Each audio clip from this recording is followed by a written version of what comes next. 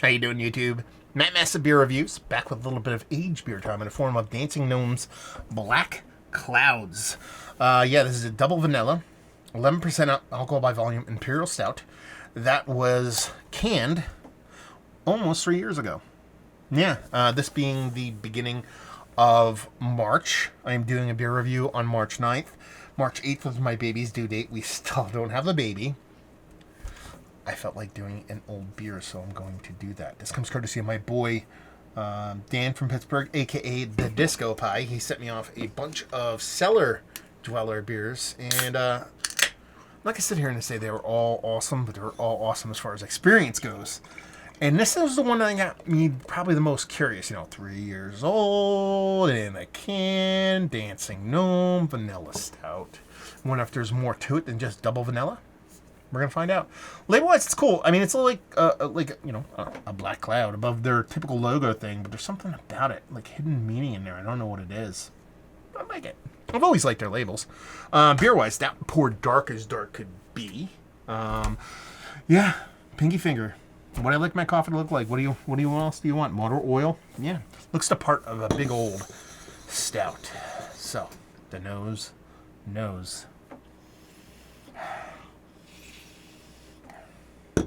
There's vanilla in there. Who would have thunk it? But there's more to it. Because the vanilla almost has like multiple layers to it. Comes off like vanilla bean, comes off like vanilla jelly bean, comes off like a little bit marshmallow fluffy. And while it's impactful, and I expected it to be that way, it's a double vanilla. There is a soft roasted malt. There's a stout underneath the vanilla, and while the vanilla is the star of the show, it's just not all vanilla, which I kind of appreciate. Has time changed that a little bit? Maybe. But it smells like a beautiful dollop of fluffy, creamy vanilla. More marshmallowy than anything else on top of this nice, not overly roasted stout, but that could be the vanilla kind of tempering a little bit of that bitterness. Let's dive in. Cheers.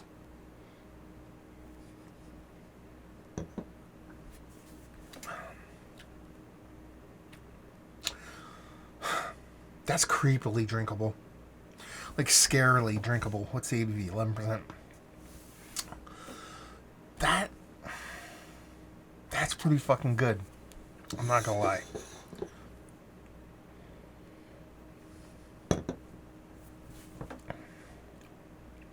That's dangerous.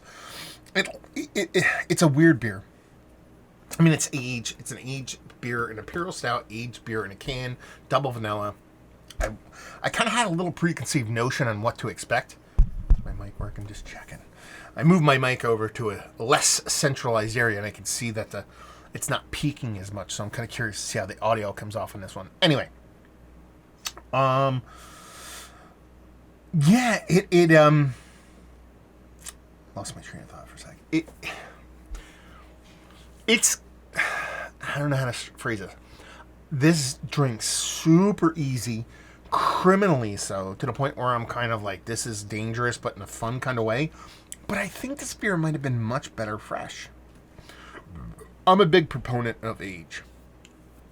Double vanilla canned beer, maybe not so much, but your bottle condition, some barrel aged stuff, yada yada yada, simple adjunct based stuff. I'm a big proponent for aging. And while I think this is aged gracefully, and it's aged into something that is really, really, really fun.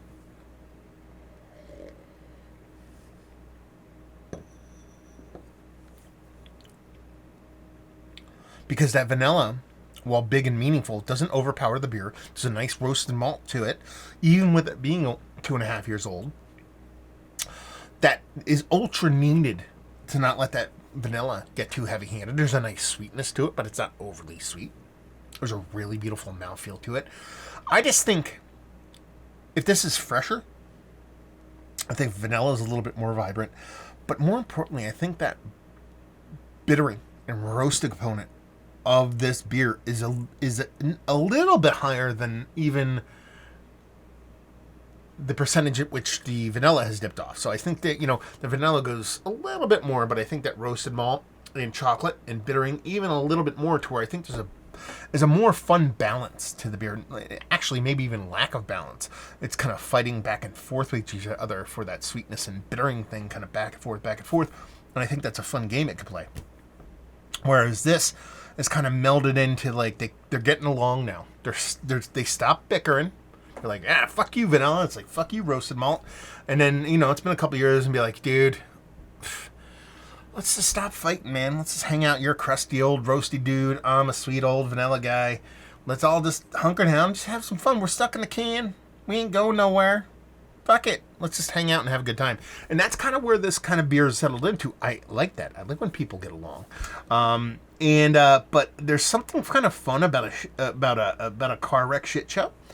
And I mean that in a joking way. Not that the beer was a car wreck shit show, but it was a little bit more electric. There's a little bit more vibrant. It's a little bit more kind of angst on both sides of those flavors. And I think that makes for a more electric and might be a more interesting beer. Like, again, it drinks really, really well, nice. So I think we're going from, like, this is really good to this is really good. That partly sunny, partly cloudy kind of conversation. But probably one of the better stouts. Actually, probably one of the better beers I've had from Dancing Gnome, period. And that's kind of cool to say because Dan sent me off 2 beers from Dancing Gnome. One was a hazy, which I've always had a little bit of carbonic acid issues with them.